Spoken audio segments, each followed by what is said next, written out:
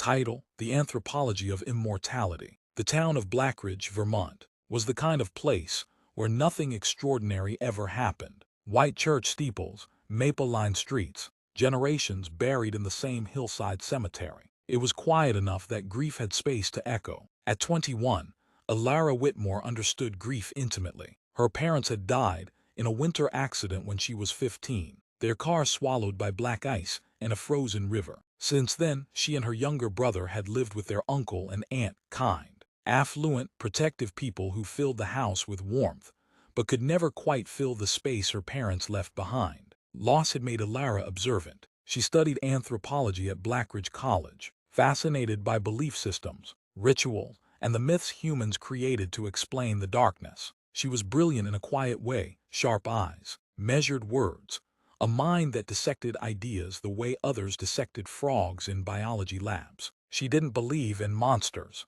until she met Adrian Vale. He arrived in October. Blackridge buzzed with rumors the way small towns do. A wealthy investor, a philanthropist, a recluse restoring the abandoned Whitaker estate on the hill. No one knew where he came from. No one ever seemed to know where he went next. Alara first saw him in the university archives. She was bent over a collection of 18th century journals when the air shifted, cooler. Charged, she looked up and found him watching her. He looked 25, perhaps a little older in the eyes. Dark hair, pale skin, a stillness about him that felt almost deliberate, as if he moved only when necessary. "You're studying folklore?" he asked, voice low and smooth, as velvet dragged over skin. "Comparative death rituals," she corrected gently. A faint smile touched his mouth.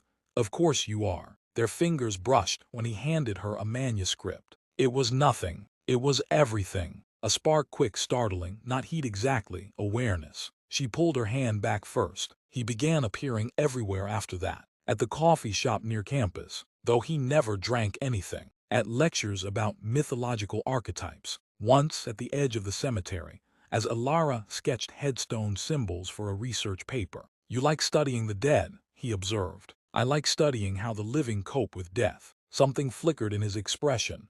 Pain, perhaps. "Do you believe in immortality?" he asked. "I believe humans are terrified of ending," she said, "so we create stories. And if some stories aren't created." Her pulse quickened. Then they're misunderstood. Their conversations became a ritual. Intellectual sparring. Long walks beneath amber leaves. A magnetism neither acknowledged aloud. He never touched her unnecessarily. That restraint made every accidental brush feel deliberate. One evening, as frost silvered the sidewalks, he took off his coat and draped it over her shoulders. His scent clung to the fabric, clean, faintly metallic, intoxicating in a way she couldn't explain. She looked up at him, and for a moment the world narrowed to the space between them. His hand hovered near her waist. "Not touching, almost." "Alara," he said softly, as if warning himself. She leaned closer instead. It was her who closed the distance. Their first kiss was slow, questioning at first, then deepening.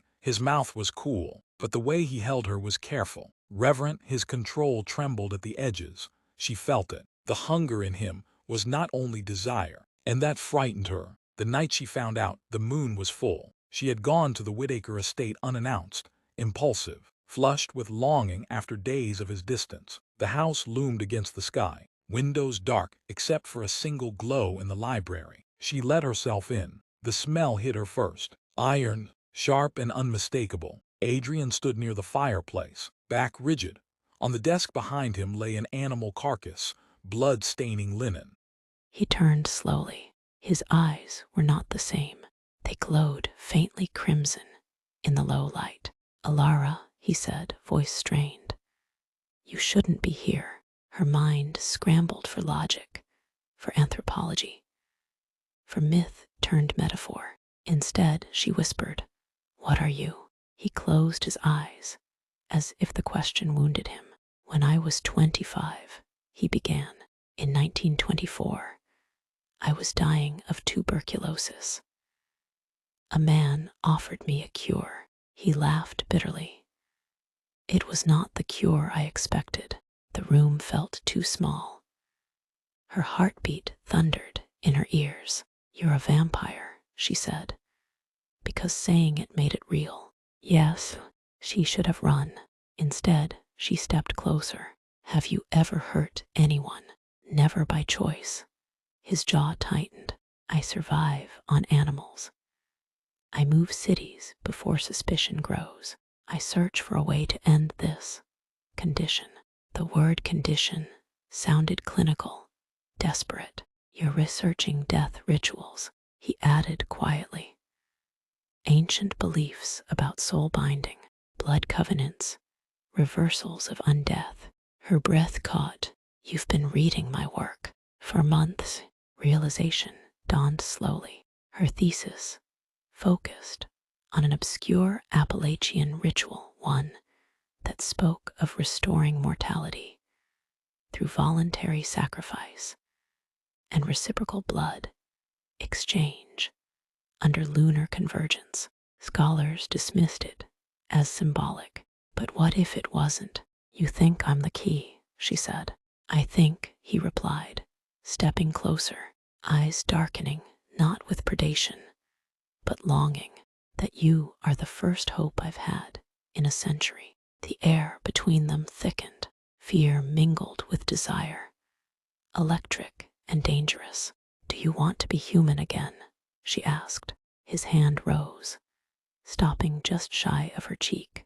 I want to feel a heartbeat, because it's mine. I want warmth that isn't stolen. I want. His gaze dropped to her lips. A future that doesn't end with me, leaving you to protect you. The honesty stripped her defenses. She placed her hand over his chest. Still, cold, yet beneath her palm, she felt something faint, like an echo waiting to awaken. You won't leave, she said. You don't know what loving me costs. She met his gaze steadily. I've already lost everything once. I won't lose you to fear. The kiss that followed was different, not hesitant, not questioning. It was fire meeting ice. His control shattered for a fraction of a second. She felt his fangs graze her lower lip, sharp and startling. A bead of blood welled. He pulled back instantly, horror flooding his face. But she didn't retreat. Instead, she touched the crimson drop, then pressed her fingers to his mouth. His eyes flared. The moment was charged, dangerous, intimate beyond anything they'd shared. He trembled, fighting instinct, choosing her over hunger. I trust you, she whispered. That trust undid him, more than temptation ever could. The ritual required 3 things: willing blood, a vampire who desired mortality, and someone who loved him enough to anchor his soul back to flesh. It would bind their life forces temporarily. If he survived the crossing, he would become human. If he failed, she refused to consider it. On the winter solstice, beneath a silver moon, they stood in a clearing outside town.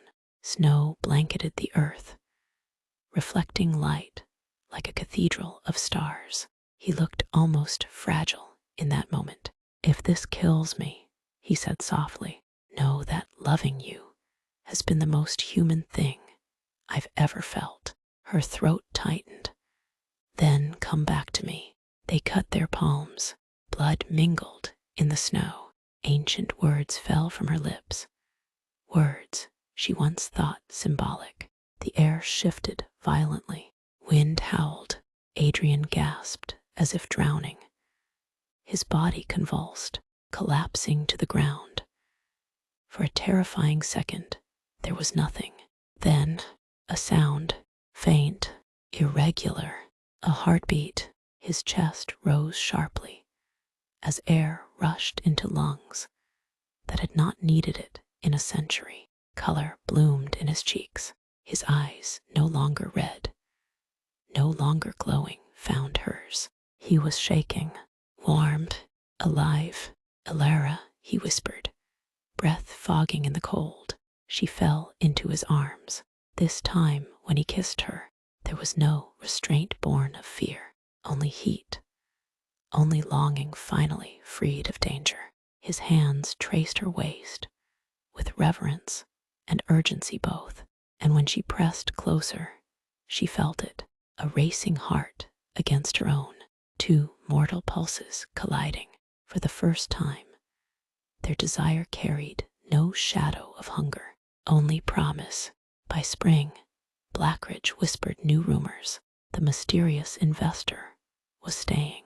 The Whittaker estate glowed warmly at night, and sometimes, if one walked past the open windows, one might see a young anthropology graduate and a once immortal man dancing slowly in the lamplight. Two souls who defied myth, not by escaping death, but by choosing life. Together,